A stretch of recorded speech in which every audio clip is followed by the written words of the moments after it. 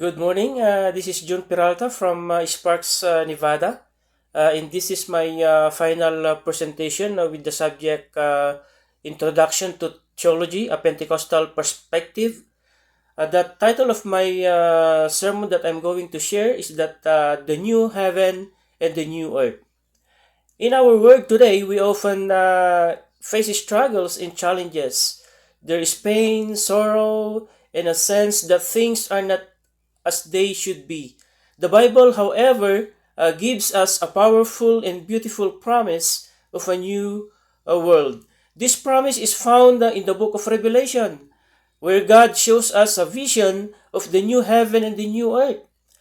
Today, we will explore what this new world will be like and how it gives us hope. The promise of a new heaven and a new earth. Let's pray. Dear Heavenly Father, thank you for this time we can come together and explore your word. We pray that you open our hearts to your promises and give us understanding about the hope you offer us in the new heaven and the new earth. In Jesus' name, amen.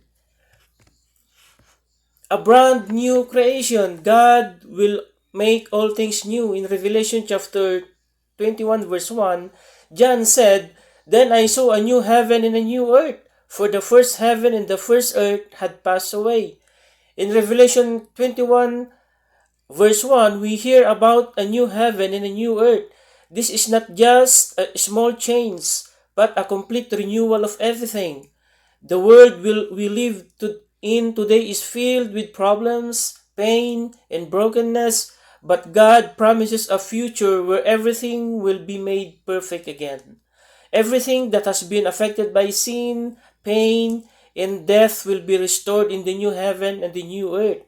It will be a fresh start where we live in peace with God in one another. God will live with us. God's presence with his people in Revelation chapter 21 verse 3 to 4, it says that, "Behold, the tabernacle of God is among men, and he will dwell with them." One of the most beautiful promises is that God will live with us forever. In the new heaven and the new earth, there will be no separation between God and his people. In verse 4, it tells us that God will wipe away every tear from our eyes. There will be no more death, no more mourning, and no more pain. All of the things that cause sorrow today will be gone forever. We will experience perfect peace and eternal joy in God's presence. The New Jerusalem, the beautiful city.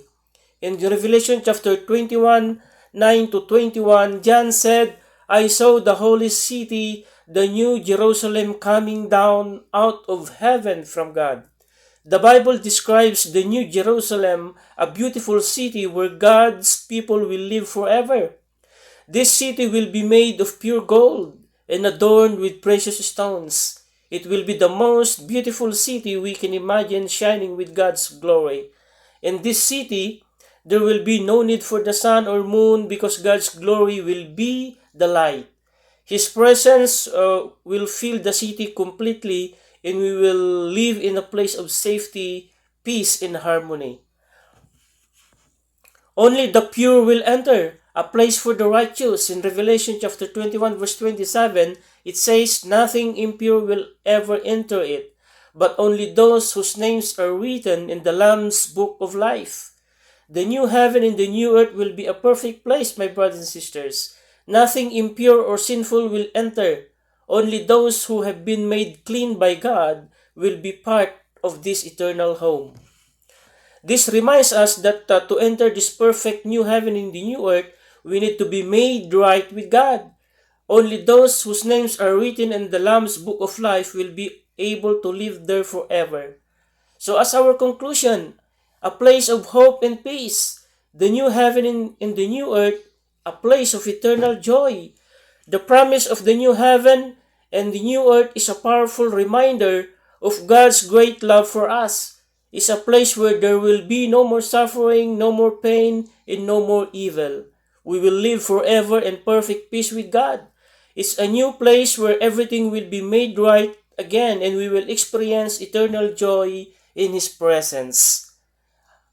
This is our closing prayer. Dear Lord, thank you for the beautiful promise of the new heaven and the new earth. We thank you that we can look forward to a future where there is no more pain or suffering and where we will live in your presence forever. Help us to live with hope and joy as we wait for that day. In Jesus' name, amen and amen.